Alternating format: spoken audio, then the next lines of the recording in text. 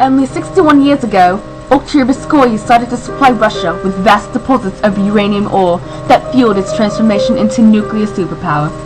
Ever since then, there's been uranium and radioactive dust poisoning, people dying, profits and trade decreasing, and the country's reputation thrown away.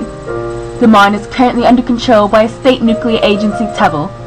This Russian-controlled company is one of the world's leading manufacturers of nuclear fuel, supplying fuel to many Eastern European countries. In fact, 17% of the world's power reactors are running on TEVEL-made fuel. The company also owns other processing plants and sells fuel rods for nuclear power stations in Russia and abroad. However, 50% of uranium for Russia's power plants comes from the Oktyabrskoye mine, and it is the sole producer of uranium on Russian soil. Since the Oktyabrskoye disaster is ongoing and the government has just recently begun giving the aid that people so desperately need, not many investigations into what diseases its citizens suffer from have been carried out.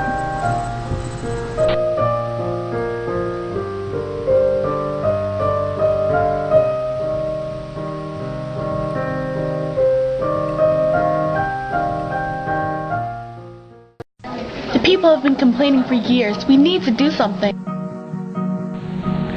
Resettlement is out of the question. It would take millions of dollars, and there is not enough money.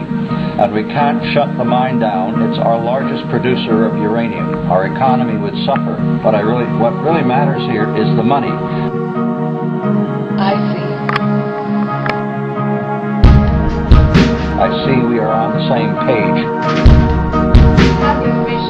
Let me see this.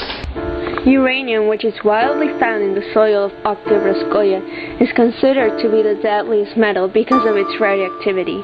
It has long been known that miners working in uranium mines develop lung cancer. It's not the uranium that directly causes lung cancer, but the disintegration of uranium atoms over billions of years. While uranium is disintegrating, it produces thorium-230, which degrades into radium-226, which further degrades into radium-222. These radon atoms, which have a short half-life of only 3.8 days, degrade into the deadly radon daughters, including lead-210 and polonium-210, which emit alpha radiation once they are inhaled by the miners as dust particles. This is bad. In some parts of Oktyabrskoye, the levels of radon found in houses are up to 140 times the level of radon permitted in the United States. There is no such thing as an acceptable level of radon. Every uranium mine can be considered a slow bomb because it spreads deadly radioactive poisons over vast areas of the earth. Since radon gas travels thousands of miles in a couple of days and very close to the ground because the gas is heavier than air, it can spread very far, contaminating crops and water, and thus food supplies. This in turn contaminates animals and ultimately humans. The uranium is spreading everywhere. Radiation could cause buildups of mutations over time, which can eventually lead to bone cancer, lung cancer, breast cancer.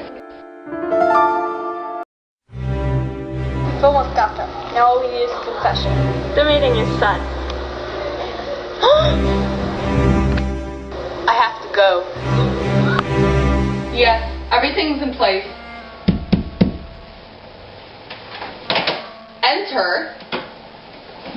It's over. We know what you're up to. Oh, is that so?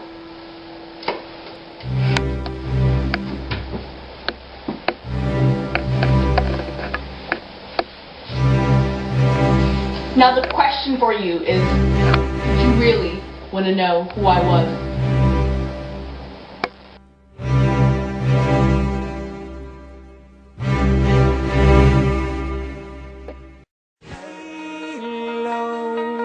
Slipping down, your halo slipping down to choke you now.